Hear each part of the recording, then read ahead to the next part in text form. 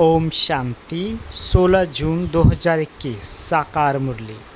शिव बाबा कहते, मीठे बच्चे, तुम्हारे पास अविनाशी ज्ञान रत्नों का अथाह खजाना है, तुम उसका दान करो। तुम्हारे दर से कोई भी वापस नहीं जाना चाहिए। प्रश्न, सर्व संबंधों की सैकरीन बाप अपने बच्चों को कौन सी श्रीमत देते हैं? उत्तर, मीठे बच्चे, अपना बुद्धि योग सब तरफ से हटाए एक मुझे याद करते रहो। दुनिया की कोई भी वस्तु, मित्र, संबंधी आदि याद ना आए, क्योंकि इस समय सब दुख देने वाले हैं। विश्व का मालिक बनना है तो ज़रूर 63 जन्मों का हिसाब किताब चुकता करने की मेहनत करनी पड़े। सब कुछ भूल अशरीरी बनो, तब हिसाब किताब चुकतू हो। मैं सर्व संबंधों की सैकरीन हूँ। ओम शांति। बाप दादा बच्चों से पूछते हैं कि किसकी याद में बैठे हो? शिव बाबा की। बुलंद आवाज़ में कहना चाहिए, शिव बाबा की याद में बैठे हैं। तुम बच्चे अर्थात आत्माओं का कनेक्शन है शिव बाबा से। तुम शिव बाबा के बनते हो इन द्वारा, क्योंकि शिव बाबा इनके द्वारा ही मिलते हैं। ये बीच में दलाल भी कहा जाता है। तुम्हारा दलाल से कोई कनेक्शन नहीं है, ये तो सिर्फ बीच में मार्फत है, लेन देन का।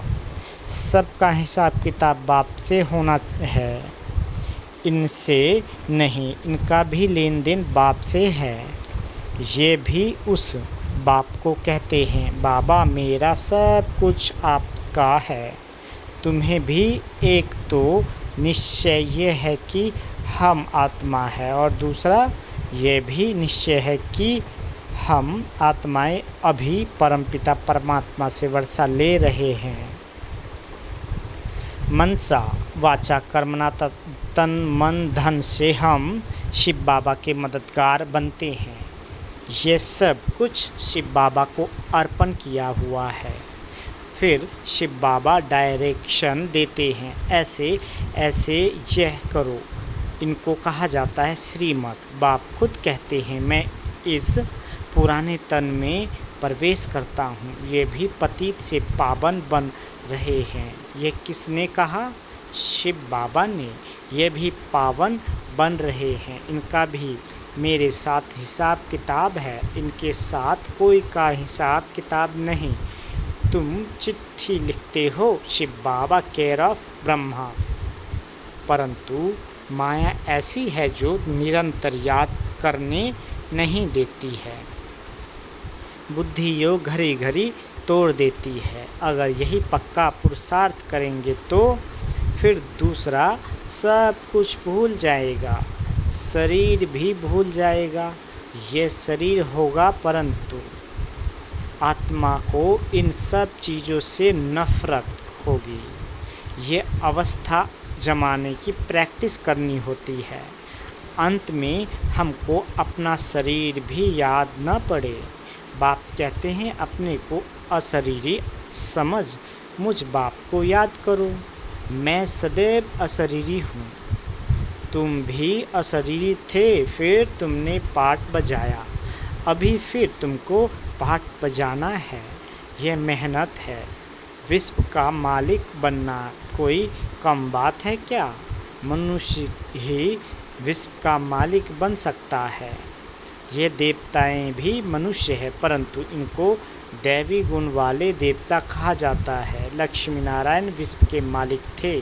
इन्हों को अपने बच्चे होंगे, वही उनको माँ बाप मानेंगे, परंतु आजकल मनुष्य अंधश्रद्धा से इन लक्ष्मी नारायण को तुम्हें व माता पिता कह देते हैं।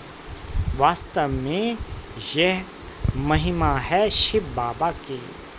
देवताओं की महिमा गाते हैं आप सर्वगुण संपन्न, परंतु बाबा कहते उन्हों की पूजा क्यों करते हैं यह किसी को पता नहीं।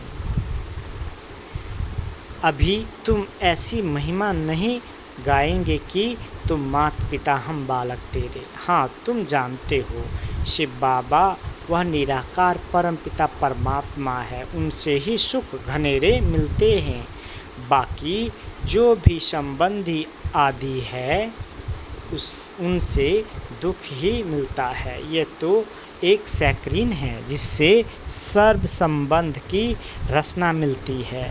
इसलिए बाप कहते हैं, मामा काका चाचा आदि सब से बुद्धि योग हटाए मामेकम याद करो। तुम गाते भी हो, दुख हरता सुख करता, सर्व का सद्गति दाता एक ही है, वही हमारा सब कुछ है।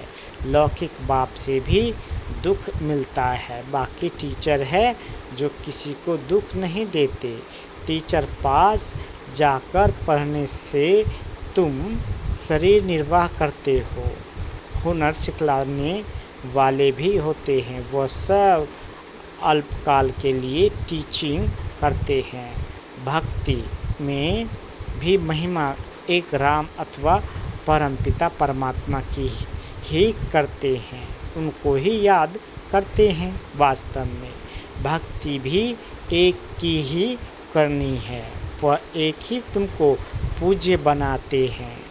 तुम पहले पहले एक शिव बाबा की पूजा करते हो, उनको सतो प्रधान भक्ति कहा जाता है। फिर आत्मा भी सतो प्रधान से सतो रजो तमो बनती है।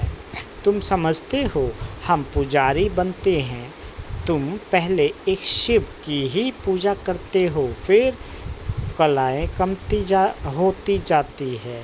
भक्ति भी सतो प्रधान से सतो रजो तमो बन जाती है। सारा ड्रामा तुम्हारे ऊपर ही बना हुआ है। आपे ही पूज्य, आपे ही पुजारी। जो 84 जन्म पूरे लेते हैं उनकी ही कहानी है, उनको ही बाप बैठ बताते हैं। तुमने 84 जन्म कैसे लिए हैं, हिसाब ही उनका है। जो पहले पहले पूज्य देवी देवता बनते हैं वही पुजारी बनते हैं। बाप कहते हैं, मैं कल्प कल्प आकर तुमको पढ़ाता हूँ और देवी देवता धर्म की स्थापना कराता हूँ, राजयोग सिखाता हूँ। गीता में भूल से कृष्ण भगवान वाच लिख दिया है। बाबा कहते भगवान तो एक ही होता है। वह तो कहते ठीक कर भीतर कण कण में परमात्मा है, परंतु ऐसे तो हो नहीं सकता। भगवान की तो महिमा अपरम अपार है। कहते हैं, हे बाबा तुम्हारी गति मत न्यारी, अर्थात तुम्हारी जो श्रीमत मिलती है वह सबसे न्यारी है। बाप को कहते ही हैं सद्गति दाता परमपिता परमात्मा तो बुद्धि ऊपर में जाती है। दुख के टाइम उनकी ही याद आती है। अगर राम सीता बुद्धि में तो हो, फिर तो सारा रामायण बुद्धि में आ जाए। तुम तो पुकारते ही हो उस एक बाप को, सिवाय एक बाप की कोई भी साकारी मनुष्य व आकारी देवता से बुद्धि नहीं लगानी है। पतित पावन है ही एक बाप। कोई भी सत्संग में जाकर यही गाते हैं, पतित पावन सीताराम, अर्थात कुछ नहीं, अर्थ कुछ नहीं। ये सब है भक्ति मार्ग का गायन। बाबा कहते सब रावण की जेल में है।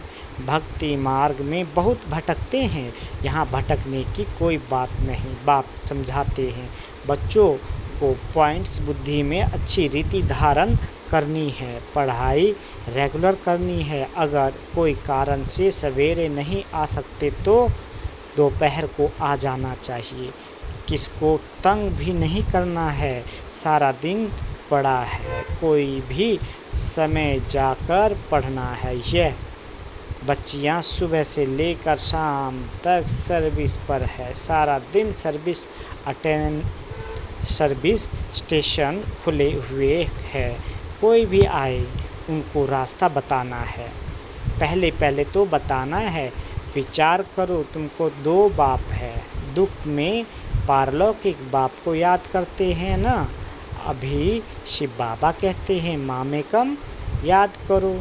मौत तो सामने खड़ा है, ये वही महाभारत लड़ाई है। भल बड़े पदमपति करोड़पति है, बड़े बड़े मकान आदि बनाते हैं, परंतु वह रहने थोड़े ही हैं। यह सब टूट जाने हैं। वह समझते हैं कलयुग की आयु लाखों वर्ष है। इनको कहा जाता है घोर अंधियारा। कोई के पास पैसे हैं, पूछते हैं मकान बनाए, बाबा कहेंगे पैसे हैं तो भल बना लो, पैसे भी तो मिट्टी में मिल जाने हैं, ये तो टेम्परेरी है, नहीं तो यह सब पैसे भी चले जाएंगे, कुछ भी रहेगा नहीं। भल बनाओ, फिर उसमें गीता पाठशाला का प्रबंध रखो। जो तुम्हारे दर पर कोई भी आए उनको भिक्षा ऐसी दो जो उनको एकदम विश्व का मालिक बनना दो। बाबा कहते तुम्हारे पास अथाह ज्ञान धन है, इतना कोई के पास नहीं है। तुम्हारे पास सबसे साहूकार वह है जिनके पास बहुत ज्ञान रतन बुद्धि में भरे हुए हैं। कोई भी आए तो तुम उनकी झोली भर दो। तुम्हारे पास इतना खजाना है, सिर्फ ये बोर्ड लगा दो, आओ तो हम आपको सदा खुशी स्वर्ग का वर्षा पाने का रास्ता बताएं। परंतु बच्चों में वह नशा नहीं रहता। बाबा कहते यहाँ नशा चढ़ता है, बाहर जाने से भूल जाता है। शौक होना चाहिए, कोई भी आए उनको रास्ता बताए जो बेड़ा पार हो जाए। तुम्हारे पास बहुत भारी धन है, कोई भी भिखारी आए वह लखपति आए तो तुम उनको भी बहुत रतन दे सकते हो। बाबा यहाँ नशा चढ़ाता है, फिर सोडा वाटर हो जाता है।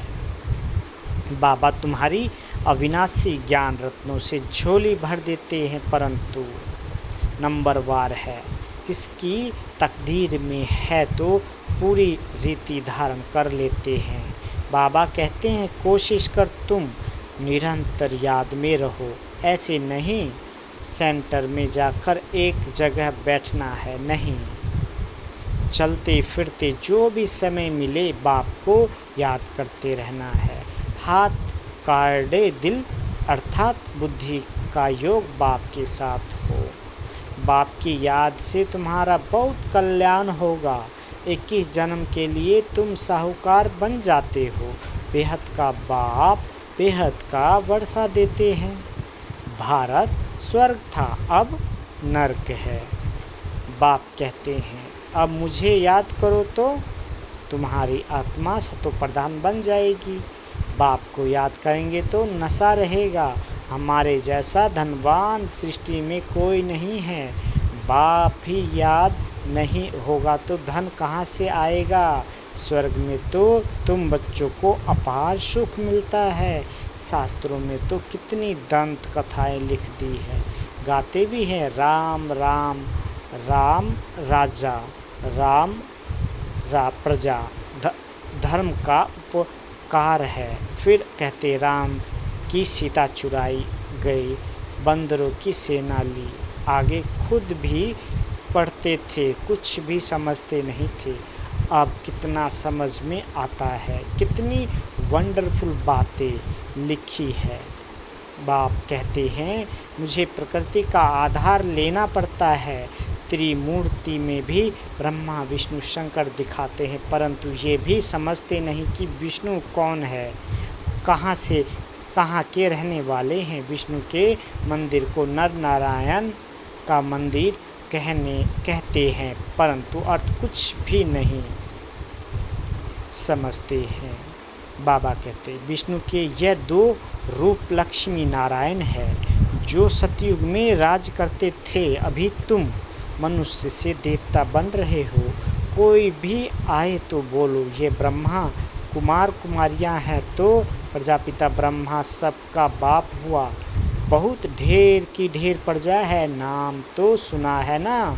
भगवान ने ब्रह्मा द्वारा ब्राह्मण रचे। बाप ने जरूर ब्राह्मणों को वर्षा दिया होगा ना।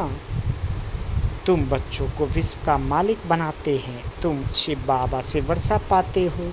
एक है लौकिक बाप, दूसरा है पारलौकिक बाप। अब यह तुमको अलौकिक बाप मिला है। यह तो जौहरी था, यह थोड़े ही कुछ जानता था। इनके लिए कहते हैं कि इनके बहुत जन्मों के अंत के जन्म में के भी अंत में इनमें प्रवेश करता हूँ। वानप्रस्थ बनने का रिवाज भी भारत में है। 60 वर्ष के बाद गुरु के पास चले जाते हैं बाप, इनमें प्रवेश कर कहते हैं अब तुमको घर चलना है। मुक्ति सब चाहते हैं परंतु मुक्ति को जानते कोई भी नहीं। ब्रह्म में लीन तो कोई हो नहीं सकते। बाबा कहते ये तो सृष्टि का चक्र फिरता ही रहता है, सबको पाठ बजाना ही है। कहते हैं वर्ल्ड की हिस्ट्री ज्योग्राफी रिपीट, यह अनादि ड्रामा बना हुआ है। 84 जन्मों का पाठ तुमको बजाना ही है। यह ज्ञान डांस होती है, वो लोग फिर डमरू दिखाते हैं। अब सूक्ष्म वतनवासी शंकर डमरू कैसे बजाएगा? बाबा कहते बाप ने समझाया है, तुम बंदर मिसल थे तो तुम बंदरों की सेना ली, तुम्हारे आगे बाबा ज्ञान का डमरू बजा रहे हैं, तुमको ज्ञान देते हैं। अभी तुम्हारी सूरत और सीरत दोनों पलटा रहे हैं। काम चिता पर बैठ तुम काले हो गए हो, बाबा फिर तुमको ज्ञान चिता पर बिठाए, सूरत और सीरत दोनों पलटाए, सावरे से गोरा बना देते हैं। यहाँ बाबा कितना नशा चढ़ाते हैं, फिर नशा गुम क्यों होना चाहिए? अच्छा, मीठे मीठे स्किल दे बच्चों प्रति माता पिता बाप दादा का याद प्यार और गुड मॉर्निंग। रूहानी बाप की रूहानी बच्चों को नमस्ते। हम रूहानी बच्चों की रूहानी माता पिता बाप दादा को याद प्यार गुड मॉर्निंग और नमस्ते। मीठे बाबा नमस्ते। धारणा के लिए मुख्य सार। पहला, बाप ने जो अथाह ज्ञान का धन दिया है उसे धारण कर स्वयं भी साहूकार बनना है और सबको दान भी करना है। जो भी आए उसकी झोली भर देनी है।